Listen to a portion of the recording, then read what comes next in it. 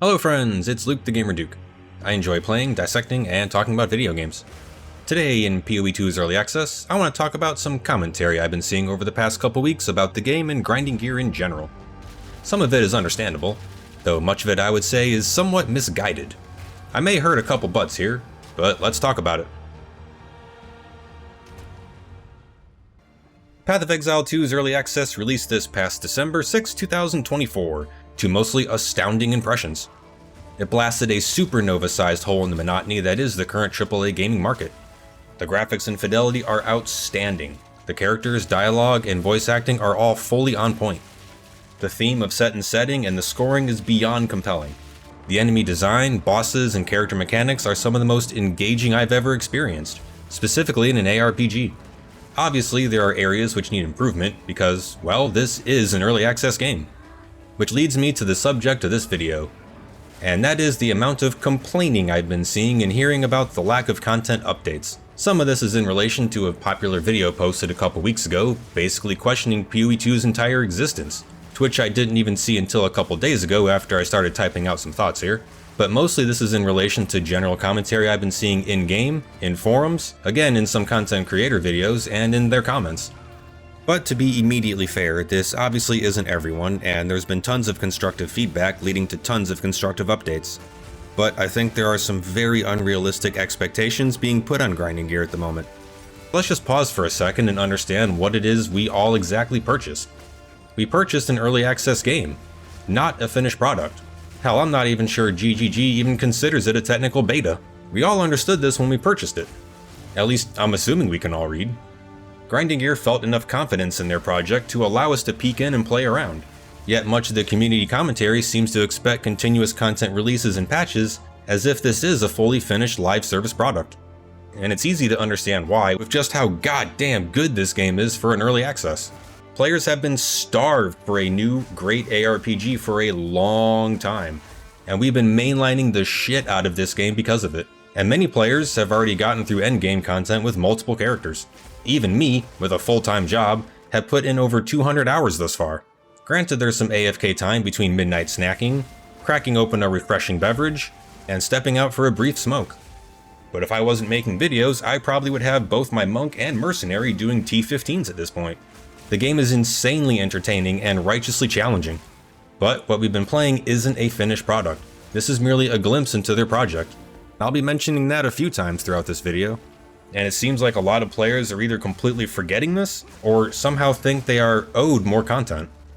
I think we should also keep in mind the number of patches, updates, and quality of life improvements they've released in just 2 months since the first weekend. Does anyone remember role blocking? Remember no checkpoint teleports? Remember lack of controller support? Remember the initial hopelessness of endgame? Remember how terrible the drops used to be? Wait, used to be? Okay, they do still kinda suck. But the point is, holding Grinding Gear's feet to the fire for a lack of consistent content release for an early access game comes off as a bit short-sighted. And I really hate to say it, but honestly a bit entitled. Again, as if Grinding Gear is somehow owed consistent content to us on our time. I think we should all stop worrying about timelines. Stop worrying about content releases and enjoy the incredible appetizer we have before us. This isn't Star Citizen. They will finish the game, but they should do so on a timeline that makes the most sense to their development. Personally, I think we should all ease off the content release pressure and let Grinding Gear do the work that needs to be done to create the best possible experience for us. GGG has proven to engage with the community on intimate levels. Having a pair of streamers, Mr. DM and Gazzy, host their post-launch Q&A tells me they know who their audience is and what their audience wants. I imagine they have designated employees who actively find and watch as many videos on their game as possible. I also imagine they read comments and as many forums as they can find. I also imagine they did not expect PoE2 to absolutely blast off the way it did. Even today, it holds well over 100,000 players every single day. Hell, they've even pulled in over 100 million total hours played in just 2 months. That's insane, and is also good enough for 5th place for all Steam games, ever. I also do think PoE1 players should grant some credence to some of the content slowdowns over there as well, since their team is split between the 2 games. Should Grinding Gear hire more artists, animators, engineers, and developers in general to push out more content more quickly? Maybe. However, that takes time with interviewing, hiring, onboarding, and so forth. And secondly is, will they have enough work to justify keeping those new hires on once the game is finished? Having spent several years in the virtual simulation industry, which deals with the same software and pipelines as gaming, overhiring to push out projects then lay off that staff when projects dry up is a very real reality. I'm sure the last thing we want to see, and the last thing Grinding Gear wants to do, is have to lay off 20 to 30% of its staff after launch. Another aspect I continue seeing, to which I would consider disingenuous at best, are all the comparisons of PoE2 to PoE1. PoE1 has had 10 years of testing and development to perfect their systems, and that timeline is even post-launch. I've seen plenty of commentary essentially dogging this early access as a fully finished game. Maps are bad, items are bad, bosses are bad, combat is bad, balance is bad, crafting is bad, this isn't like PoE1, this was better in PoE1, so on and so on and so forth. I'm sorry, but we need to stop complaining. The game is not finished. Also, not to mention, PoE2 was specifically designed to play differently from PoE1. Are there things that need to be objectively improved? Yes. Lack of item drops is a major issue. One-shot punishment without enough defense options to compensate can be incredibly frustrating.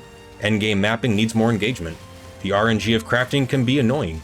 And armor value seriously needs to be a viable defense option to not auto-eliminate a third of all gear and a few characters. But also, the game is not finished. I'm having such a difficult time understanding reading how players expect this to play as a product release. And if you want the overall mechanics in general to resemble PoE1, well, go play PoE1. Personally, a huge reason why I'm so enticed with PoE2 is because it's not PoE1. Now granted, this is the internet and everyone is welcome to their own opinions and criticisms, and Grinding Gear clearly wants the constructive critiques. But what is essentially bitching and whining about this is bad, that is bad, PoE1 did this better, is just not constructive. It's just bitching and whining, and for the sake of the long-term health and the grand potential I know we all want to see in PoE2, let's all collectively understand that perfection takes time. But to those who are loving PoE2 and maybe just find yourself falling short of things to do to keep the entertainment going, if you're tired of blasting endgame, try starting a new character. Have you tried all the characters? Well, try one in hardcore and see how far you get. You don't want to try hardcore? Me neither. But maybe start a new character with an offset build, like a quarterstaff warrior, a missile sorceress, or a casting monk. There is plenty of game to explore here, and if you only play through with one character, well, you are missing out on 5 other characters to try. Grinding Gear pulled off a monumental achievement with just an early access. They've proven to the entire gaming community that ARPGs are not dead. And all the genre needs is a team of talented developers who sincerely care about the product they're working on. But anyone and any team can make mistakes under pressure and in the face of unimportant deadlines. And in my opinion, demanding more content and patches on a consistent time-managed basis for an early access game is just unnecessary, and honestly, I think incredibly unfair to Grinding Gear. So, let's all just take a breath. Maybe even take a break. And I don't know, go touch some grass. And let's grant Grinding Gear the time and space needed to finish absolutely blowing our minds away. But feel free to let me know your thoughts in the comments. Am I way off base here? Or do you mostly agree? How far have you gotten in PoE2 and with how many characters? Don't forget to smash that like button so other people can rage at this video. And remember to subscribe for more PoE2 thoughts and other ARPG gameplay analytics. Thanks for listening to my rant, and I'll see you on the next one. Adios!